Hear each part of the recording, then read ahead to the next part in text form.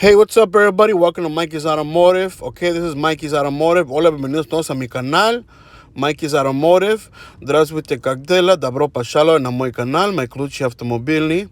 Alright, you guys, we have a 2004 through 2007 screen module.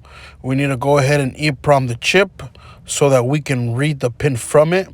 There's no possible way to read it via OBD, and this is only EEPROM. So the only way we can read it is through EEPROM. So the chip is on the other side of this module, not to be confused with the chip that's inside this metal casing. So do not remove this metal casing. Go ahead, cover it back up, turn it around. All right, you guys, so this is an 80-watt 908S soldering iron that I bought from eBay. I'm going to put the link in the description below. I went ahead and I changed the tip to a sharper tip with the edge. I turned it up to 500 degrees Fahrenheit. And I'm starting to cut around these letters first and just working my way. And as you start to work your way around, a good tip that I recommend you guys is to start scooping the melting plastic onto an empty soda can so that it does not fall onto the circuit board or onto the microchip itself. And you guys, they actually do sell a tool that helps you burn a little circle right through the module, exposing the microchip, and you're able to go ahead and clip on your adapter. You guys can see the more that I'm burning right through it, the more plastic it's dripping. So just be very cautious, and like I said, use an empty soda can so that you can scrape the plastic that's melting onto the empty soda can itself to clean off your soldering iron. So as you guys can see, I cut a little square, okay, to where the chip was at, a little square around it, and that gives me enough space so that I can desolder the little chip. And I can also clip my adapter on there so I can read directly from the chip without soldering. And this is the ST95040 chip. You guys can see it says on there 95040 from left to right. If you guys do not have the SOIC clip adapter, you guys will need to remove the microchip. So go ahead and put a little bit of flux on it. Now the flux prevents oxidization before and after soldering. I'm using my clippers to remove the microchip and heating around the microchip and not directly on there. Now my desoldering tool is at 450 degrees, and we want to make this quick and efficient. We don't want to put it at a low temperature, okay, and take too long applying heat directly for a long period of time.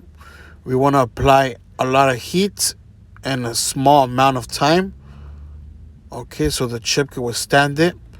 Now you guys, this is the little adapter that comes with your Autel. This is an SOIC or SOP microchip adapter to IC dip socket adapter, and you don't need to solder anything on. You just go ahead and push it down, put your chip in place, release, and it locks in your microchip, like I said, without soldering anything on there. And that's the whole point of this adapter. Now, like I said, it adapts the SOIC to the IC dip socket.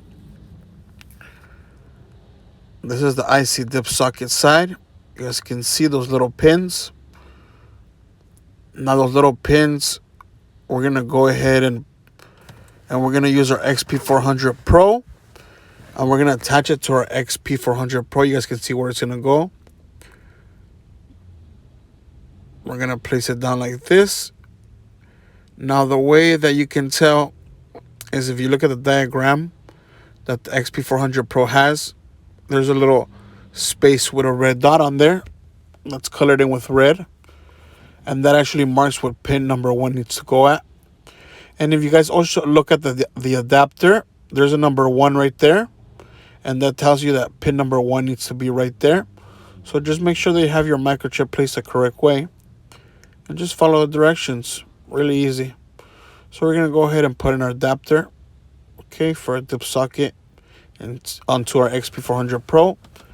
And we're going to push our lever down.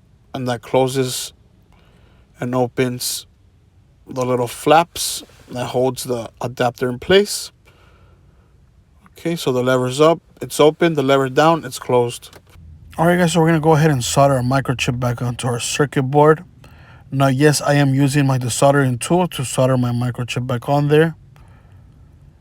I'm going to go ahead and apply a little bit of heat. No more than 20 seconds on here. It should stick right away with the temperature that I'm using. And that's a temperature that I usually use around between 400 to 450 degrees Fahrenheit. And that's just to be quick and efficient and not to be concentrated on one spot with the desoldering tool.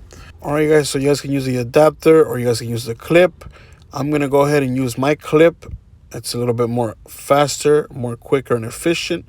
We always like quick and efficient things here. All right, guys, so you guys can see my light is on for my XP400 Pro. I have my clip onto our chip. So let's go ahead. Let's go to IMMO and accept. Now we're going to go ahead and look for our make, dodge. Now it's really easy. Just make sure you guys pay attention. Go ahead and press OK. Now you guys can see it gives us 3 options. We have automatic selection, manual, and system selection. We're going to go to manual selection. Now we're going to go ahead and we're going to go to general. Okay, that's our only option. And we're going to go ahead and choose our model, the Caravan, okay? So we have our years. We're going to go to 2004 through 2007. And it's only going to give us one option, and that's a blade key. This is not a fabric, you guys. This is a blade key system. And it's going to tell us our information. We're going to go ahead and press yes. We're going to go ahead and go into the control unit. And we're going to read and mobilize our password. Okay, VPW. Dismantle to read. It's telling us to connect our XP400 Pro. To clip our clip or our adapter, and we're going to go to ST95040. We're going to go ahead and continue. You guys can also look at the diagram, okay, the schematic that it gives you. There's our chip right there, the ST95040. We're going to go ahead and escape, and we're going to go ahead and press OK. Do you already have Eeprom data file? No, we don't. So it's going to go ahead and read the data. So it failed. So make sure that everything's fixed correctly. Make sure the clip is on correctly. Make sure the microchip is on correctly to the adapter. And try it again. Press OK. We're going to press no because we don't have the data yet. So there's our Eeprom data, you guys. We successfully read it. And we're going to press save. And go ahead and just save it. Anytime that it reads it correctly, you're just going to see a bunch of numbers. If you see a bunch of letter F's, that means that you did it incorrectly. All right, guys, so after we go ahead and save the file, we're going to press OK. And after you press OK, the Autel Im608 should give you the password so that you're able to program your next key. And there's our password that we need to program any keys to the vehicle. Now, you guys, if this is all keys lost, you are really going to need that PIN to program any keys to the vehicle. Now, if the customer has an existing key and just wants a regular basic spare key with a chip and a remote, you could just clone it using the super chip and using the Key Tool Max. All right, guys, so that comes to the end of our video. Thank you guys for watching. If you guys like this video, make sure you hit like. If you guys are not subscribed to my channel, subscribe now.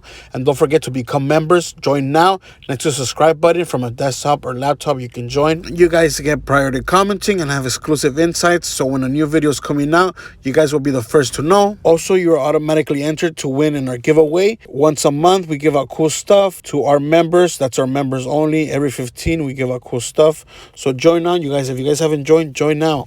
Till next time, you guys, take care.